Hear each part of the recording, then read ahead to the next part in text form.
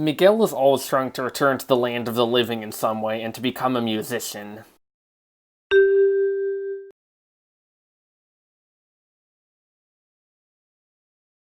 The talent show scene in the Land of the Dead isn't really necessary, since Miguel meeting Ernesto doesn't depend on whether he won.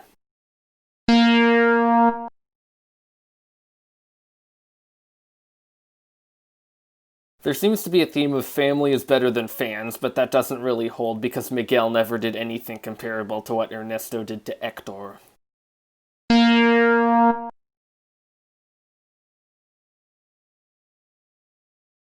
Once upon a time, there was a boy named Miguel. Every day he aspired to be a musician, idolizing Ernesto de la Cruz, who he thinks is his great-great-grandfather. One day, his grandmother Elena discovers that he has been playing music and breaks his guitar. Because of that, Miguel takes Ernesto's guitar and ends up in the Land of the Dead, where his family refuses to let him return unless he agrees not to play music. Because of that, he goes to Ernesto, who he hopes can give him the blessing that he needs. Until finally, the family allowing Miguel to play music is much more indicative of character development than anything that Miguel does.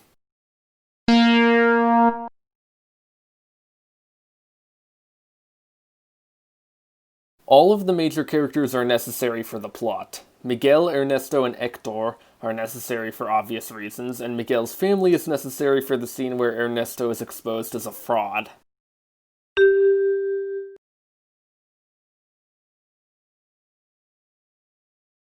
Even though Miguel doesn't like his family, he starts begging for help as soon as he is transported to the Land of the Dead, so this rule is followed.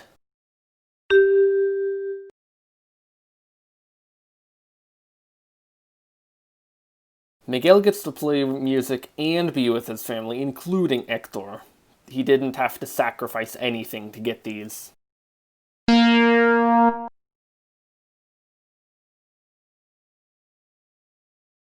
The process of getting back home for Miguel was changed several times during development. The final version requires him to do more work to get back.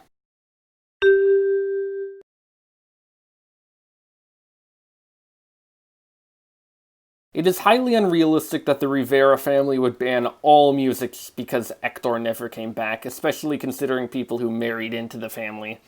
It is also unrealistic for Imelda to assume that Hector abandoned her without talking to any friends, relatives, or authorities.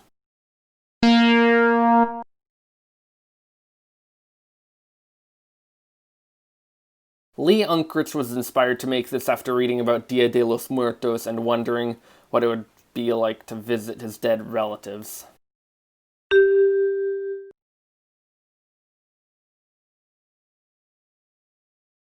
Lee Unkrich has described the story as the most difficult aspect of the film's production.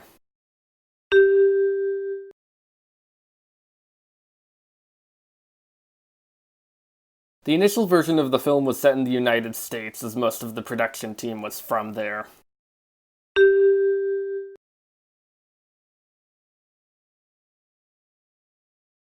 Miguel still tries to play music even after he knows that he will be transported back to the Land of the Dead.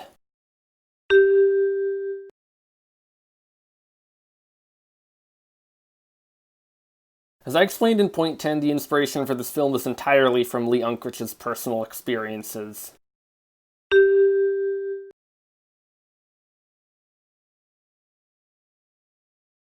It doesn't make sense that Ernesto would immediately believe that Miguel was his great-great-grandson, when he has been able to go to the Land of the Living every year and see this is not true.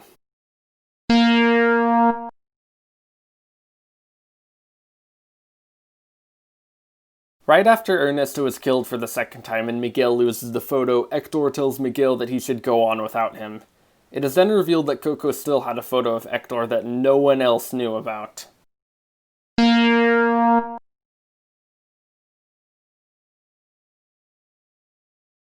In an earlier version of the story, Miguel's family was cursed so that they would sing when they tried to speak. Though this was removed, the production team was still able to incorporate music into the storytelling.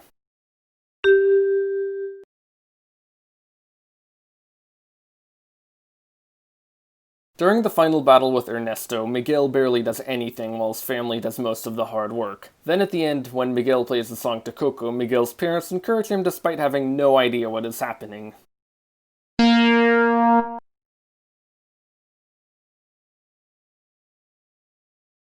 It sure is convenient that Miguel runs into Hector at several points by complete chance without either of them knowing that they are related.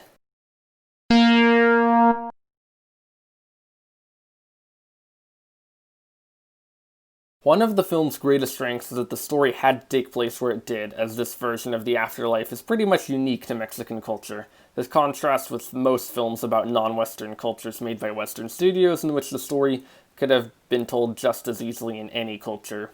This cultural distinction is also visible in the music, which is distinctly Mexican, while most Walt Disney Animation Studios films use Western popular music even if it isn't culturally accurate.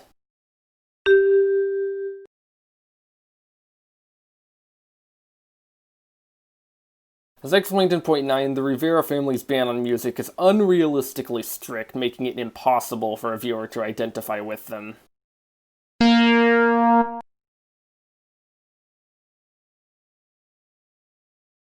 Miguel gets transported to the land of the dead, has to obtain a family blessing to get back, and then everything simply happens to work out in Miguel's favor.